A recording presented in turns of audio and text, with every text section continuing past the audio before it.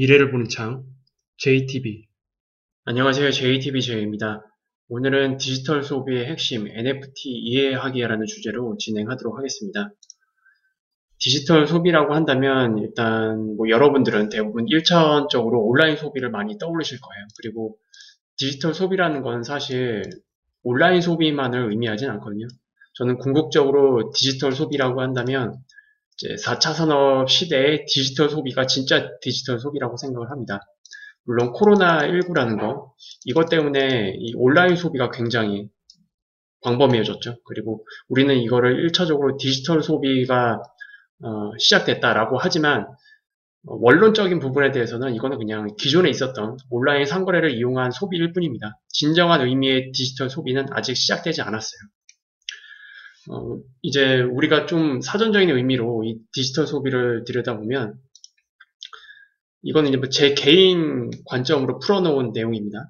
메타버스 플랫폼 또는 VR이나 AR 플랫폼에서의 NFT 소비, 그리고 현물 상품 소비, 이런 것들이 저는 디지털 소비라고 정의를 내렸고요. 그리고 궁극적으로 금융상품 소비까지 연결될 것으로 저는 생각을 합니다. 그리고 여기에 핵심은 결과적으로 STO가 되겠죠. 증권형 토큰. 이거는 나중에 제가 따로 한번 다뤄드릴 내용입니다. 일단 이 그림은 트위터 펑크6529라는 글로벌 아티스트 분 그 트윗에서 가져온 내용이고요. 제가 계속 생각해왔던 내용들이 정말로 똑같이 잘 도식화돼서 설명이 되어 있는 그림이라고 해서 제가 가져온 내용입니다. 이거는 이미 멤버십 분들에게 한번 공유를 했던 내용인데 그냥 이렇게 딱 놓고 보면 굉장히 표면적으로 해석할 수 있는 것들이 많을 거예요. 근데 이제 이 이면에 있는 것들, 최대한 여기에 함축되어 있는 것들을 좀 설명을 해드리기 위해서 다시 이 내용을 좀 가져왔습니다. 일단 지금 NFT 시장에 있어서 지금의 위치, 그걸 보면은 일단 지금은 컬렉터블 NFT, 그 다음에 디지털 아트의 이 경계에서 머물러 있는 상태입니다. 그래서 지금 나와 있는 대부분의 그 NFT는 일단 어떤 커뮤니티 활성화를 위한 PFP 형태의 NFT 프로젝트가 대부분이에요. 그리고 여기에는 또 P2E 쪽에 같이 활용될 수 있는 그런 컬렉터블 NFT도 포함이 되어 있습니다. 그리고 일반적으로 오프라인에서 활동을 하시는 여러 작가님들이 NFT 씬으로 들어오면서 디지털 아트를 하고 계십니다.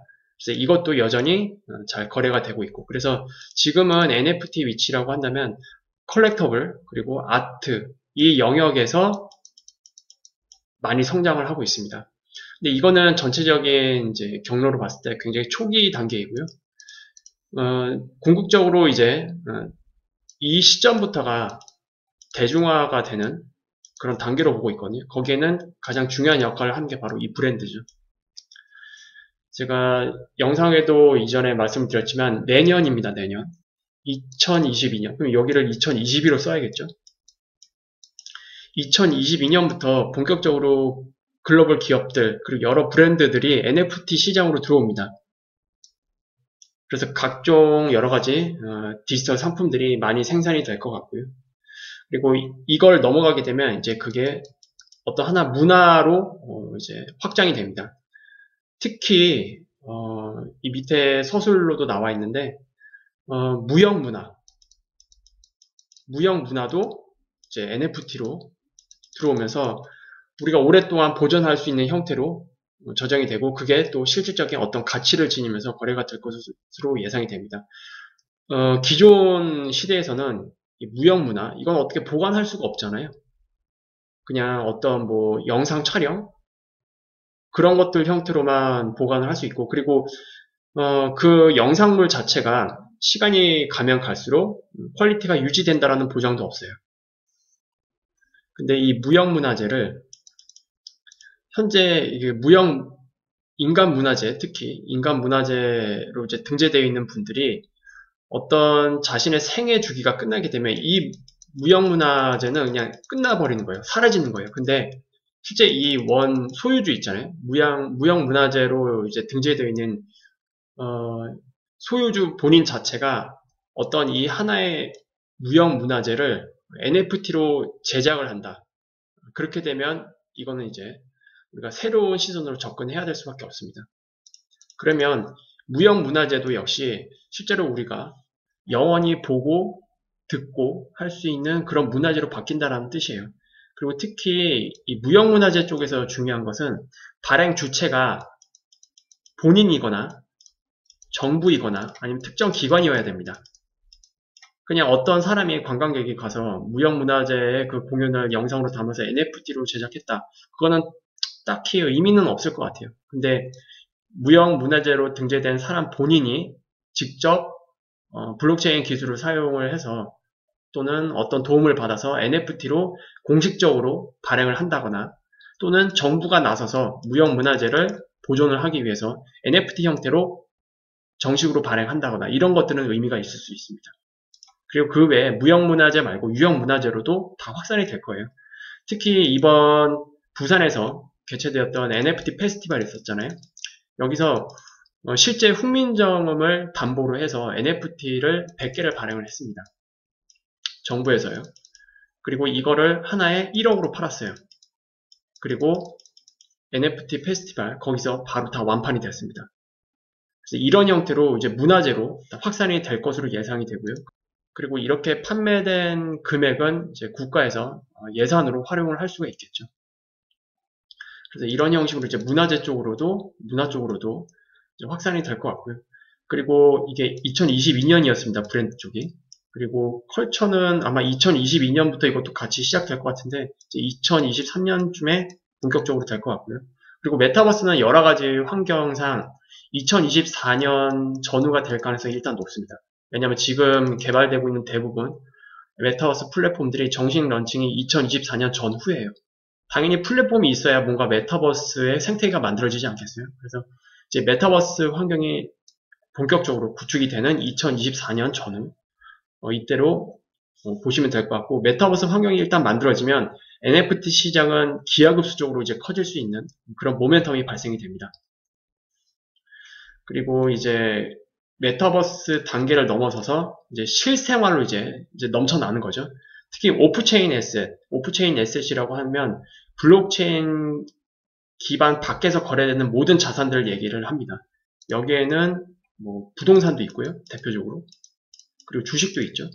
그 외에 뭐 채권이라든지 이런 것들도 다 포함이 되고, 그리고 특히 부동산 같은 경우에는 모든 계약서들이 블록체인 기술을 통해서 NFT 형태로 발행이 될 수도 있습니다. 그러면 여기서는 이제 뭐 위조 뭐 이런 걸로 사기를 칠 수가 없어요. 그 외에 뭐 보험 계약도 마찬가지고요. 그리고 특히 여기서 우리가 핵심적으로 바라봐야 될 거는 주식 쪽입니다. 금융. 이게 2024년 전후였죠. 그리고 뭐 크게는 2025년도 포함이 될 겁니다. 그리고 그 이후 대략적으로 2026년 전후 그쯤이 될 것으로 예상이 되는데 이때 이제 STO라고 해서 증권형 토큰 발행이 본격적으로 될 거예요. 그리고 이게 되면 이제 주식 자체가 지금은 어떤 증권 거래소에 데이터가 저장이 되어 있죠. 그리고 우리가 이거를 기술적으로 해석을 한다면 우리 소유가 아닙니다. 명확하게는. 거래소 소유죠. 거래소가 날아가게 되면 끝나버려요. 근데 이게 이제 STO 형태로 발행이 된다. 그러면 이거를 우리 개인 지갑으로 보관을 하게 되는 거거든요. 그리고 이렇게 되면 P2P 거래도 가능해요. P2P 거래. 특히 비상장 주식의 경우 P2P 거래가 STO 형태로도 가능할 수도 있고 여러 가지 아이디어들이 있을 수 있겠죠. 그리고 STO 형태로 발행이 되다 보면 우리가 거래를 함으로 인해서 발생되는 여러 가지 그 거래 수수료들이 있잖아요. 그런 것들이 상당히 절약될 것으로 예상이 됩니다. 그리고 STO를 가지고 있음으로 인해서 어떤 뭐 배당들이 있을 거 아니에요. 그런 것들도 아마 토큰으로 받을 가능성이 높아요. 그리고 여기에 가장 지금 앞서가고 있는 곳이 바로 FTT라고 보시면 됩니다. FTX 거래소가 이미 이제 상용화 되어 있고 특히 FTX 거래소의 CEO인 샘 뱅크먼이라고 있는데 아마 이 블록체인 쪽에 관심을 가지고 계신 분들은 다 알고 계실 거예요. 주로 별명이 뽀글이라고 많이 알려져 있죠. 뽀글이. 이 사람은 이미 바이든 캠프 당시 후원한 한 금액 자체가 2위인가 그럴 거예요. 어떤 사람은 1위라고도 알고 있는데 어쨌든 바이든 캠프 당시 가장 많은 자금을 후원한 사람 중에 한 명입니다. 그렇게 한 이유는 아무래도 나중에 이 STO 관련해서 시장을 확장하려고 하는 그런 것들이 다 밑바탕에 깔려 있는 것 같아요. 그래서 거기서 굉장히 중요한 역할을 할 것으로 예상이 되고 어쨌든 이 STO 형태가 블록체인 시장으로 이제 들어오게 되면 이 디지털 자산이라는 게 결국 금융권까지 확대될 수 있다. 그게 이제 대략적으로 2026년 전후가 될 것으로 예상이 된다. 저는 그렇게 보고 있고요. 그리고 이제 이 거버넌스라는 단어가 나오는데 제가 일부러 사전적인 의미를 여러분께 설명을 해드리기 위해서 가져왔어요. 거버넌스 역시 지금 다양한 블록체인 플랫폼에서 적용되고 있는 어떤 하나의 의결권 행사 이런 것들과 연결이 되어 있는 부분인데 사전적인 의미는 공동의 목표를 달성하기 위해서 주어진 자원 제약 하에 모든 이의 당사자들이 책임감을 가지고 투명하게 의사결정을 수행할 수 있게 하는 제반 장치다라고 되어 있어요. 이게 블록체인 플랫폼 안으로 들어오게 되면 거기서 활용할 수 있는 어떤 토큰들이 있을 거 아니야? 토큰을 많이 가지고 있는 사람들, 특히 거버넌스, 의결권을 행사할 수 있는 자체 토큰이 있어요. 그래서 얼마나 많은 거버넌스 토큰을 가지고 있는지에 따라서 그 단체에서 영향력을 행사할 수 있는 그런 형태가 될 것 같고 지금 오프체인 형태, 그러니까 블록체인 밖의 영역에서의 여러 가지 거버넌스들이 있는데 이런 것들이 결국 블록체인 기술이 같이 연계가 되면서 이것도 결국 NFT 시장으로 들어올 수밖에 없다. 이렇게 보고 있는 것 같아요. 이거를 이제 전체적으로 해석을 하면 현실에 있는 모든 것들이 NFT화 된다라고 이렇게 한 문장으로 요약을 해볼 수가 있을 것 같습니다. 그리고 여기서도 이제 나와 있는데 결국 NFT는 모든 경제, 사회, 문화와 연결이 될 거다. 연결이 가능하다. 이렇게 이해를 하시면 될 것 같아요. 그럼 결국 우리가 여기서 알아야 되는 거. 일단 그래서 NFT는 결국 이 시점이구나. 아직 대중화 단계는 아니지만 이제 곧 있으면 브랜드나 기업을 통해서 대중화 될 거고 이런 경로를 통해서 확장이 될 거다라고 이제 알게 됐잖아요. 그럼 결국 우리가 중요한 거는 이 NFT입니다. 그럼 도대체 이 NFT가 뭔데? NFT는 흔히 대체 불가능한 토큰이다. 이렇게 많이 알고 있잖아요. 근데 이게 너무 어려워요. 대체 불가능한 토큰이라는 이 단어 자체도 굉장히 어렵습니다. 그냥 디지털 자산을 블록체인 기반으로 토큰화한 거다. 토큰화하게 되면 우리는 이것을 이제 거래를 할 수가 있잖아요. 그래서 어떤 이 디지털 자산을 블록체인 기반으로 토큰화해서 정말로 거래를 할 수 있는 형태의 어떤 자산이다. 그냥 그렇게 간단하게 이해를 하시면 될 것 같아요. 그래서 결국 이 NFT는 하나의 디지털 자산으로 활용할 수 있게 되는 겁니다. 많은 분들이 NFT를 그냥 단순 디지털 그림이다라고 이제 이해를 하시는데 이렇게 이해를 하면 이제 스스로 NFT에 대한 어떤 확장성 그리고 가치에 대해서 오류에 빠질 수 있는 그리고 특히 진입장벽을 스스로 만들게 되는 그런 형태로 인지를 할 수 있기 때문에 일단 디지털 그림이다라는 거는 일단 머릿속에서 지우시는 게 좋을 것 같아요. NFT는 이제 그런 개념이 아니고요. 블록체인 플랫폼과 환경에서 사용할 수 있는 모든 자산을 NFT라고 그냥 인지를 하시면 됩니다. 나눠서 생각을 해볼게요. 여기가 현실이고 그리고 여기가 디지털 공간입니다. 그 블록체인 환경이죠. 블록체인 기술이 적용된 환경입니다. 현실에서 우리가 자동차가 있고요. 그리고 주택이 있습니다. 건물이죠. 그리고 주택 말고 토지가 있어요. 그리고 이 두 개는 부동산으로 엮여 있죠. 그리고 여기에 주식도 있고요. 채권도 있고요. 이것만 있나요? 명품도 있잖아요. 명품 대표적으로 명품 백 같은 거 그리고 신발, 반지, 기타 액세서리 이 모든 것들이 우리의 자산이 있잖아요. 현실 세계에서 이것들이 블록체인 기반으로 NFT화 된다라고 보시면 됩니다. 그래서 지금 여러분들이 대부분 인지하고 있는 디지털 그림, 그게 NFT가 아니에요. 이런 것들이 하나하나 이 환경에서 사용할 수 있는 형태로 블록체인 기술이 적용이 돼서 토큰화하게 되면 그게 모두 다 NFT입니다. 그리고 여기에는 아까도 말씀드렸지만 문화재도 다 포함이 되고요. 그리고 금융상품도 다 포함이 됩니다. 이런 것들이 디지털 공간으로 들어오게 되면서 이제 하나의 광범위한 NFT 시장을 형성을 하게 될 것 같아요. 이렇게 이해를 하시면 될 것 같습니다. 그렇게 되면 우리가 이제 NFT에 대해서 조금 더 달리 인지를 해볼 수가 있겠죠.